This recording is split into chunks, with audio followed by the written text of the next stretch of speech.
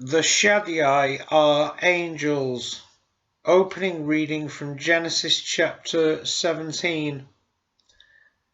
When Abraham was 90 years old and 9, Yahweh appeared to him and said unto him, I am El Shaddai, walk before me and be thou perfect, and I will make my covenant between me and thee, and will multiply thee exceedingly.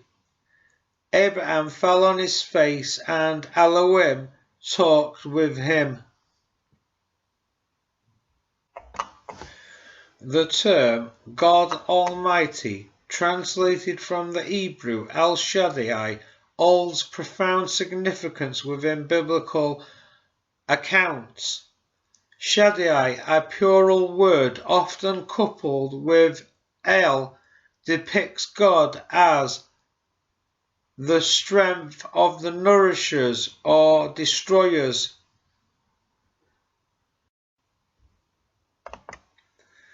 This study delves into the nature of El Shaddai, unraveling its pluralistic origins and its role in both divine destruction and nourishment. The plural essence of Shaddai. Shaddai, rooted in the Hebrew word shad, meaning strong or powerful, is a plural term indicating mighty or powerful beings. When united with El, it emphasizes the strength of the powerful ones, El Shaddai, the strength of the mighty ones or powerful ones, often referred to as ministers of God. These entities, while formidable in their power, act as ministering spirits, generous and good towards the heirs of salvation, as stated in Hebrews chapter 1 and verse 14 and chapter 13 and verse 1.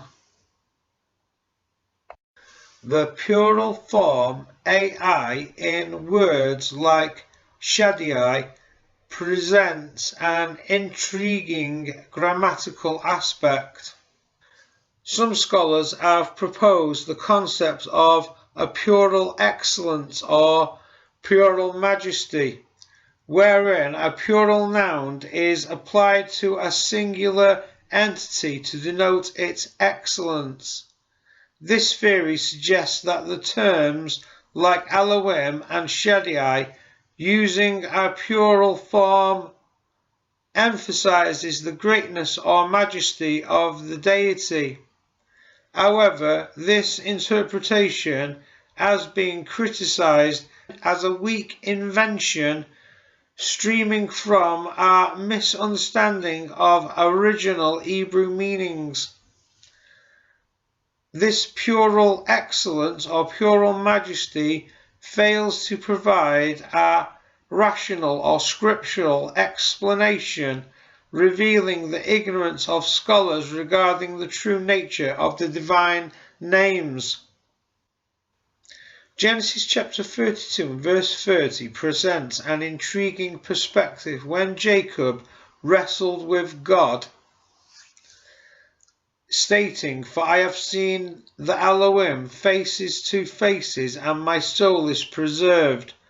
By comparing this verse with the book of Hosea, chapter 12, and verses 3 and 4, it becomes evident that Elohim was an angel, as Hosea recounts Jacob's wrestling with an angel and prevailing through supplication.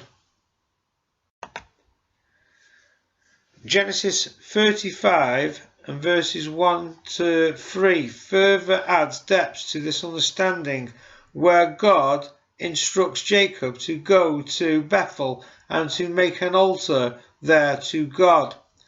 Here, two different words are used for God, Elohim and El.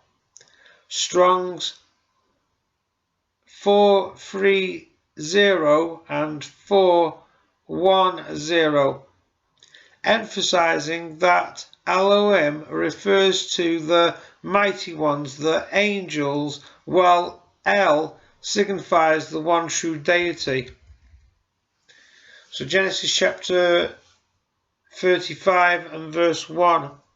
Then the Elohim said to Jacob, Arise, go up to Bethel and dwell there, and make an altar there to the one true El, who appeared to you when you fled from the face of Esau your brother.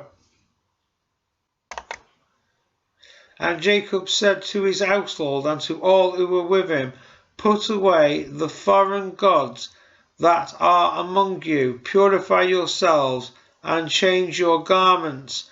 Then let us arise and go up to Bethel, and I will make an altar there to the one true El, who answered me in the day of my distress, and has been with me in the way which I have gone. In Amos chapter 4 and verse 11, the destruction of Sodom and Gomorrah is attributed to Elohim, aligning with Genesis chapter 18 and 19, where three men referred to as El Shaddai and Elohim appeared to Abraham, and two of them went on to destroy the cities of Sodom and Gomorrah.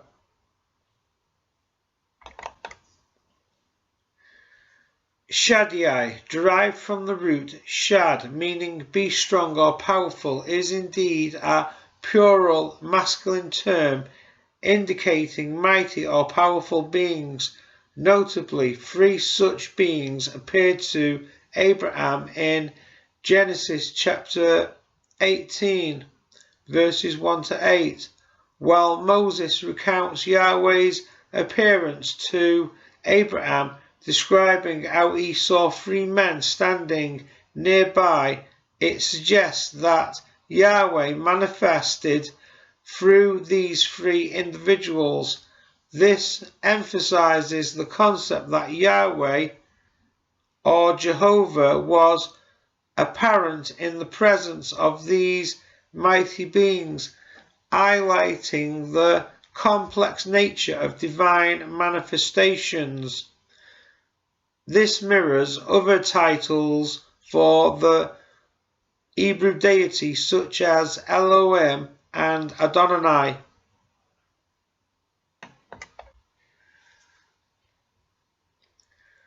So from this we can see that the Elohim and the Shaddai are equivalent expressions, they're interconnected.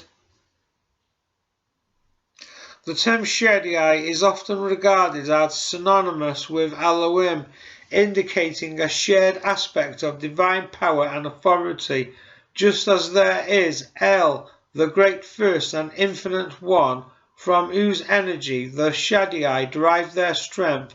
Shaddai can be understood as another name for the Elohim.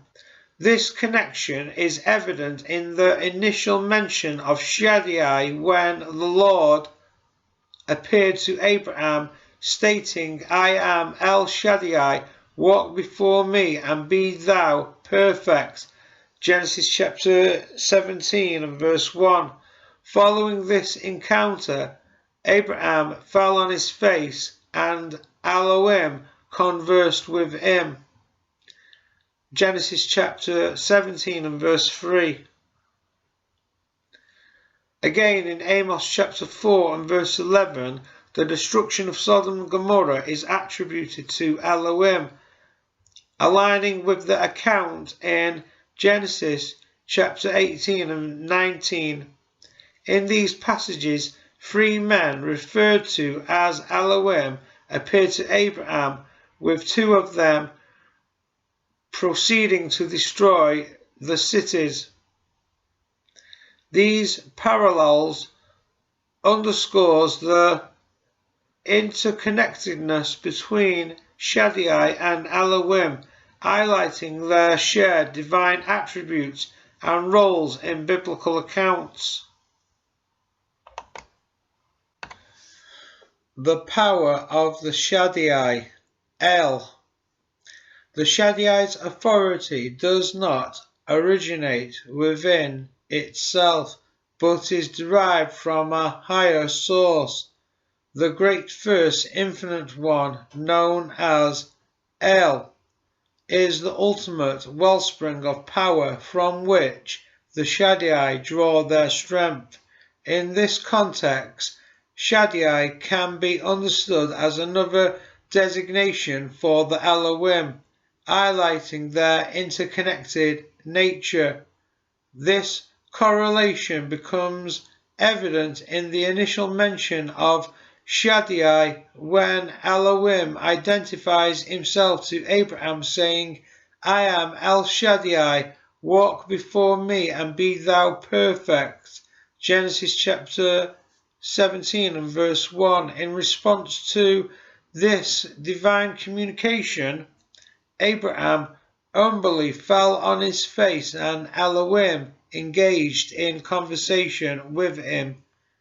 Genesis chapter 17 and verse 3. The duality of the Shaddai. The Shaddai embodies both a nourishing and a destructive force. Abraham experienced El Shaddai's nurturing aspect when God tested him by commanding the sacrifice of his son Isaac.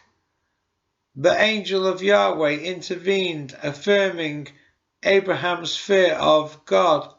This duality is echoed in Psalm 18 verses 24 to 27 and 2 Corinthians chapter 2 and verse 16, illustrating Yahweh as a saviour of life unto life or death unto death, based on human response to him and his word. The Shaddai, the angel of Yahweh. The Shaddai, the angel of Yahweh. Genesis chapter 48 unveils a series of revelations as Jacob recounts his experiences with El Shaddai. In verse 3, Jacob tells Joseph about the appearance of El Shaddai at Luz. This revelation marks a significant moment as it links El Shaddai to a specific location and underscores the tangible nature of divine encounters. However, the account does not stop there. In verses 15 and 16, while still addressing Joseph, Jacob refers to the Elohim who has sustained him throughout his life as the angel who has redeemed him. This signifies that El Shaddai, the angel of redemption, and Elohim are synonymous, equivalent expressions. They are representatives and manifestations of the one true El.